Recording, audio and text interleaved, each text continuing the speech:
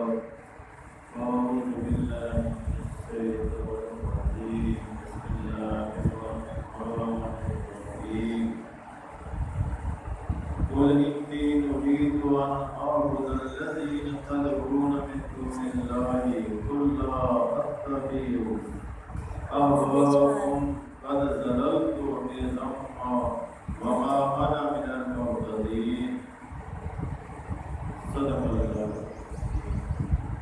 سامعین کرام گزشتہ عبادات کے حوالے سے عبادت کیسی کرنی ہے، عبادت سے تو اللہ تعالیٰ کی کرنی ہے۔ آج کے خطبہ کے اندر غیر اللہ کی عبادت کی ممانعت کے بارے میں بیان ہے۔ اللہ نے آیات کے اندر فرمایا کہ محمد رسول اللہ صلی اللہ علیہ وسلم امت سے فرما دیجیے کہ مجھے اس بات کی ممانعت کر دی گئی ہے کہ میں ان کی عبادت کروں جنہیں تم اللہ کے سوا پکارتے ہو یا اللہ کے سوا جن کی تم عبادت کرتے ہو۔ ان سے فرما دیجئے کہ میں تمہاری خواہشات پر نہیں چلتا، بے شک ایسا کرنے کی صورت میں گمراہ ہو جاؤں گا اور میں ہدایت پانے والوں میں نہ رہوں گا۔ سورۃ الانعام آیت نمبر 56۔ پھر دوسرے مقام پر اللہ نے فرمایا کہ اللہ تعبدوا الا اللہ، یہ کہ تم اللہ کے سوا کسی کی عبادت نہ کرو، یعنی عبادت کرنی ہے تو صرف اللہ کی کرنی ہے، غیر اللہ کی نہیں کرنی۔ غیر اللہ من دون اللہ، یہ باطن الہوں کے حوالے سے یہ دونوں اصطلاحات استعمال ہو رہی ہے کہ من دون اللہ اللہ کے سوا، غیر اللہ اللہ کیا غیر اللہ کے سوا۔ اللہ وحدہ لا شریک ہے، اس کا کوئی شریک، اس کا کوئی غیر موجود نہیں ہے، نہ اس کی مثل ہے، نہ مثال ہے، نہ ضد ہے، نہ اس کی کوئی ضد ہے۔ آپ عام خطبہ کے اندر بھی سنتے ہیں کہ ولا ضد لہ ولا ند لہ ولا مثل لہ ولا مثال لہ، نہ اس کی ضد ہے، نہ ند ہے، نہ مثل ہے، نہ مثال ہے۔ ند کی جمع انداد ہوتی ہے، انداد، ند، دون اللہ، غیر اللہ، یہ ساری کی ساری اصطلاحات جو ہے یہ الٹی استعمال کی گئی ہے عبادت کے خلاف۔ تو اللہ نے ایسی عبادت سے منع کر دیا ہے کہ اللہ تعبدوا الا اللہ، کہ تم اللہ کے سوا کسی کی عبادت نہ کرو۔ اننی لکم منہ نذیر و بشیر، بے شک میں تمہیں اس کی طرف ڈرانے والا ہوں اور خوشخبری دینے والا ہوں۔ سورۃ ہود آیت نمبر 2۔ اگلے مقام پر اللہ نے فرمایا ہمارا اللہ تعبدوا الا ایاہ، کہ اس اللہ نے یہ حکم دیا کہ اس کے سوا کسی کی عبادت نہ کرو۔ الا ایاہ، عبادت کرنی ہے تو صرف اللہ ہی کی کرنی ہے۔ ایاک نعبد و ایاک نستعین، تو ایاک یہ ضمیر منفصلہ ہے جو الگ الگ ثابت کر رہی ہے کہ جس کی عبادت کرنی ہے وہ الگ ہے، جو کرنے والا ہے وہ الگ ہے، یہ دونوں ایک نہیں ہو سکتے۔ یہ ضمیر منفصلہ استعمال کی گئی ہے۔ عابد اور معبود یہ دونوں اکٹھے نہیں ہو سکتے، تو لہذا ان لوگوں نے کوشش کی کہ عابد اور معبود کو اکٹھا کر دیا جائے، خالق مخلوق کا ایک تو فرق ختم کر دیا جائے، دوسرا غیر اللہ کی جو نفی کی جا رہی ہے اس کا اثبات ہو سکے۔ اس اثبات کے لیے انہوں نے لا معبود الا اللہ کا کلمہ وضع کیا، لا معبود الا اللہ کا کلمہ وضع کیا کہ جب اللہ کا غیر ہے ہی نہیں، اللہ کے سوا کچھ ہے ہی نہیں، تو عبادت جس کی بھی کر رہے ہو تو اللہ ہی کی نعوذ باللہ عبادت کر رہے ہو۔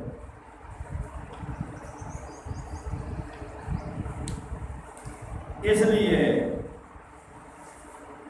ایاک نعبد کیا ثابت کر رہا ہے کہ تم نے کس کی بات کرنی ہے؟ اللہ ہی کی بات کرنی ہے۔ وَإِيَّاكَ نَسْتَعِينُ، اور پھر استعانت بھی اسی سے ہی طلب کرنی ہے۔ تو استعانت طلب کرنے والا الگ ہے، دینے والا الگ ہے۔ تو جب تک ان دونوں کے درمیان طریقہ استعانت کا صحیح استعمال نہیں ہوگا تو انسان شرک سے بچ ہی نہیں سکتا۔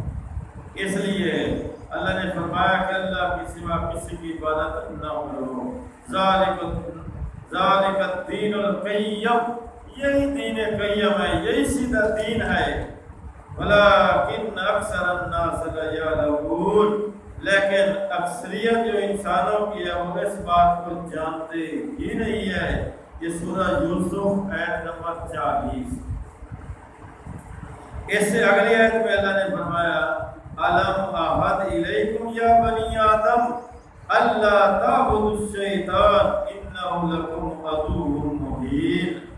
اے اولاد آدم، کیا میں نے تم سے یہ میثاق نہیں لیا تھا، یہ وعدہ نہیں لیا تھا کہ تم شیطان کی عبادت نہ کرنا؟ اللہ تعبدوا الشیطان، شیطان کیا ہے؟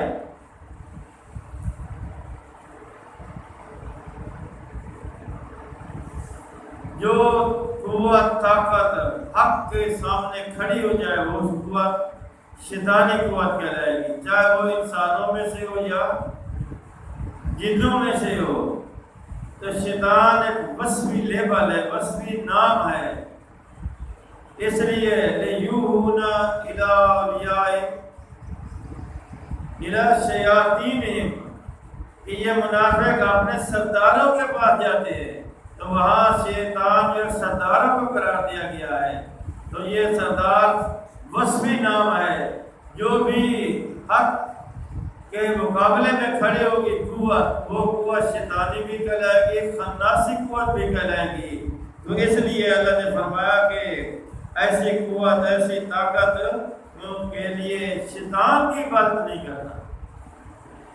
خود انسان کا یہ چھوٹا شیطان ہے، من الجنۃ والناس، فرمایا کہ یہ جنوں میں سے بھی یہ ہوگا، انسانوں میں سے بھی یہ ہوگا۔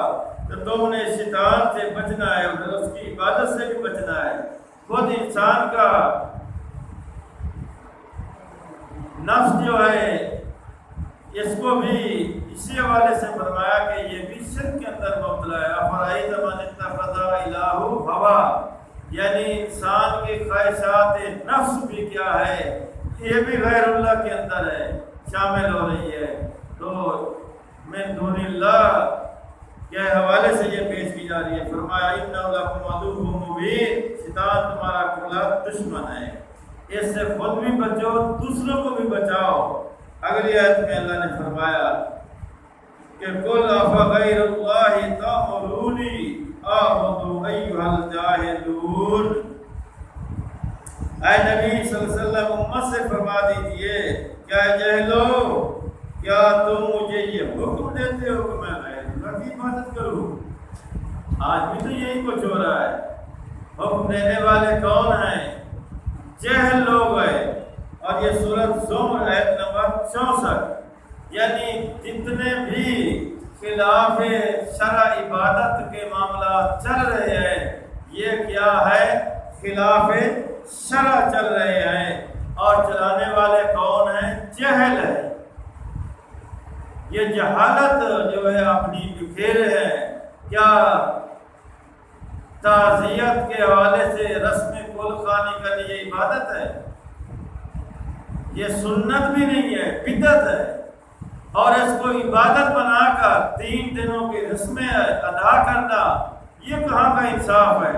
پھر اس کے اندر سب کچھ مدنی چینل لگوا کر رسومات کے اوپر پیسوں کے پھول نچھاور کیے جا رہے ہوتے ہیں۔ یہ کہاں کا انصاف ہے؟ عبادت کرنی ہے تو خالص اللہ کی کرنی ہے، اور سنت اور بدعت یہ دونوں ضد ہے۔ بدعت کا کوئی ثواب نہیں، یاد رکھو ثواب ہے تو سنت طریقے کا ہے۔ یہ کون حکم دے رہے ہیں؟ یہ جہل لوگ دے رہے ہیں، یہ مدنی چینل چلوانے والے، مدنیوں کو دعوت دینے والے، یہ سارے کیا ہیں؟ جہالت کے یہ پیداوار ہیں، مخاطب ہیں۔ ایھا الجاہلون، اس لیے فرمایا کہ اے نبی صلی اللہ علیہ وسلم امت سے فرما دیجئے کہ اے جہلو، ایھا الجاہلون، کیا تم مجھے حکم دیتے ہو کہ میں اللہ کو چھوڑ کر غیر اللہ کی عبادت کروں؟ یہ مدنی چینل سے درود جو ہے وہ براہ راست پہنچایا جا رہے ہیں یا وہاں جا کر پہنچایا جا رہے ہیں، تو ان کی کیا حقیقت ہے؟ اس لیے اس سے اگلی آیت میں اللہ نے فرمایا کہ لا جرم انما تدعوننی الیہ لیس لہ دعوۃ فی الدنیا ولا فی الآخرۃ۔ یہ سورت مومن آیت نمبر 43 ضرور ہے کہ جس شے کی عبادت کی طرح تم مجھے دعوت دیتے ہو، اس کو یاد کرنا، اس کی عبادت کرنا نہ دنیا میں صحیح ہے نہ ہی آخرت میں صحیح ہے۔ لیس لہ دعوۃ فی الدنیا ولا فی الآخرۃ، یہ دعوت جو تم مجھے دے رہے ہو کہ یہ رسمیں، یہ گلخانیاں، یہ عبادات ہے، اب یہ انصاف ہے کہ پہلے رسمیں گلخانی لکھتے تھے، اب سنت گلخانی لکھنا بھی شروع کیا جا رہا ہے اور اسے عبادت سمجھا جا رہا ہے۔ اسی طرح یہ عید جو ہے میلاد النبی، کوئی 2 رکعت عید بھی پڑھنی شروع کر دی گئی ہے۔ اندازہ کیجئے اور انصاف کیجئے، اللہ نے فرمایا کہ یہ جو معاملہ ہے لا جرم انما تدعوننی الیہ لیس لہ دعوۃ فی الدنیا ولا فی الآخرۃ، ضرور ہے کہ جس شے کی عبادت کے لیے تم مجھے دعوت دیتے ہو، بلاتے ہو، اس دعوت کا پکارنا نہ دنیا میں صحیح ہے نہ ہی آخرت میں۔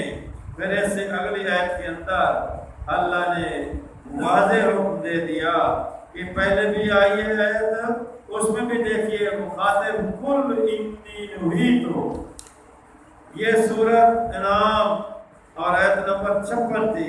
اب یہ سورت مومن آیت نمبر 66 میں دوبارہ اللہ نے فرمایا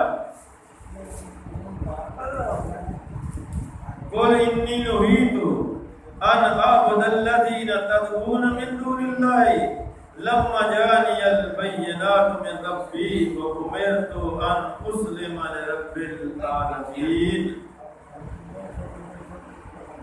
آپ فرما دیجئے امت سے کہ بے شک مجھے اس کی ممانت کر دی گئی ہے۔ قل انی نہیت ان اعبد الذین تدعون من دون اللہ، کہ میں اللہ کی عبادت کو چھوڑ کر جن کو تم اللہ کے سوا یاد کرتے ہو یا اللہ کے سوا جن کی تم عبادت کرتے ہو، جبکہ میرا رب کی طرف سے، میرے رب کی طرف سے میرے پاس اس کی کھلی دلیلیں آ چکی ہیں کہ میں جہانوں کے رب کا فرما بردار رہوں، میں مسلم بن کر رہوں، ان اسلم لرب العالمین۔ پھر اس سے اگلی آیت کے اندر جو سورۃ حامی میں سجدہ کی 37 آیت ہے، اس آیت سے بھی غیر اللہ کی عبادت سے ممانعت کر دی گئی ہے کہ لا تسجدوا للشمس، کہ تم سورج کی عبادت نہ کرو، یعنی سورج کو سجدہ نہ کرو، سجدہ بھی عبادت ہے، یاد رکھو۔ اسی طرح ولا للقمر، اور قمر کی بھی عبادت نہ کرو، یعنی چاند کی بھی عبادت نہ کرو۔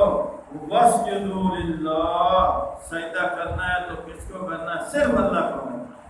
سجدے کا استحقاق، سجدے کا مستحق اگر ہے تو صرف اللہ وحدہ لا شریک ہے۔ چاند کو بھی اللہ نے منع کر دیا، سجدہ نہیں کرنا، سورج کو بھی منع کر دیا، اور اسی طرح اللہ کے سوا جس شے کی ممانعت کر دی گئی ہے اس کو سجدہ کرنا یہ شرک ہے۔ تو شرک سے خود بھی بچو، دوسروں کو بھی بچاؤ۔ اور اسی طرح اگر یہ رسومات، یہ عبادات ہے تو پھر تو بڑھ چڑھ کر حصہ لینا چاہیے۔ اگر یہ رسومات بدعت رسومات ہیں تو ان سے خود بھی بچو، دوسروں کو بھی بچاؤ۔ نہ اپنے ایمان کا نقصان کرو، نہ اپنے مال کا نقصان کرو، اللہ کے راستے اندر وہ مال خرچ کر دو تاکہ غریب جو ہے اس سے زیادہ فائدہ حاصل کر سکے۔ آگے فرمایا کہ الذی خلقہن ان کنتم ایاہ تعبدون، جس نے ان کو تخلیق کیا ہے اگر تم سچے ہو تو کیا تم کرو اسی کی عبادت کرتے رہو، اس کے علاوہ کسی کی عبادت نہیں کرنی۔ تو یہ سورۃ حامیم السجدہ کی یہ ایسی آیت ہے کہ جس کے اندر سجدہ بھی ہے، تو نماز کے بعد سجدہ یہ کرنا واجب ہے۔ ایسے اگلی آیت میں فرمایا کہ وَلَا تَجْعَلُوا مَعَ اللَّهِ إِلَٰهًا آخَرَ إِنِّي لَكُم مِّنْهُ نَذِيرٌ مُّبِينٌ۔ تو اللہ نے فرمایا کہ تم کیا کرو، اللہ کے ساتھ کسی دوسرے غیر کو الہ نہ بناؤ۔ وَلَا تَجْعَلُوا جعل میکل کے معنی میں آتا ہے کہ اللہ کے ساتھ الہ غیر آخر، کوئی دوسرا الہ اللہ کے ساتھ نہ بناؤ۔ جب دوسرا کوئی الہ نہیں ہے تو عبادت بھی کسی دوسرے کی نہیں کی جائے گی۔ لیے اللہ نے فرمایا کہ واسجد واقترب، سجدہ کرو اور اللہ کے قریب ہو جاؤ۔ اللہ کا تقرب کتنا آسان ہے۔ اس سے اگلی آیت کے اندر پھر اللہ نے واضح فرما دیا کہ سورۃ الجن آیت نمبر 18 وَأَنَّ الْمَسَاجِدَ لِلَّهِ فَلَا تَدْعُوا مَعَ اللَّهِ أَحَدًا، کہ بے شک مساجد کس کے لیے ہے؟ اللہ کے لیے۔ للہ، جس طرح آتا ہے الحمدللہ، حمد کا مستحق کون ہے؟ صرف اللہ ہے، اللہ کے سوا حمد کا حقدار کوئی دوسرا نہیں ہے۔ اسی طرح سجدے کا بھی دوسرا کوئی حقدار نہیں ہے۔ بس جب وقت سجدہ کرو، اللہ کے قریب ہو جاؤ۔ اور مساجد کس کے لیے ہے؟ ہم جس طرح اللہ کے لیے وَأَنَّ الْمَسَاجِدَ لِلَّهِ، یہ مساجد بھی اللہ ہی کے لیے ہے۔ مساجد کیا ہے؟ یہ ظرف مکان ہے، تو یعنی جہاں سجدہ کیا جائے، سجدہ کی جگہ تو کیا ہے؟ مسجد کہا جاتا ہے۔ تو مساجد کس کے لیے ہے؟ اللہ ہی کے لیے ہے۔ فَلَا تَدْعُوا مَعَ اللَّهِ أَحَدًا، تو اس کے ساتھ کسی دوسرے کو دعوت نہ دو، یعنی اس مسجد کے اندر کسی غیر اللہ من دون اللہ کی دعوت دینا، یاد کرنا، سونا، پکارنا، یہ کیا ہے؟ باتیں ہیں، یاد رکھو۔ اس سے خود بھی بچو، دوسروں کو بھی بچاؤ۔ اگلے عنوان ہے، یعنی پچھلے جمعے کا جو عنوان تھا وہ عبادت کس کی کرنی ہے؟ صرف اللہ کی عبادت کرنی ہے۔ اور آج کا جو پہلا عنوان تھا وہ غیر اللہ من دون اللہ کی عبادت کی ممانعت تھی۔ اب جو ہے تیسرا عنوان آ گیا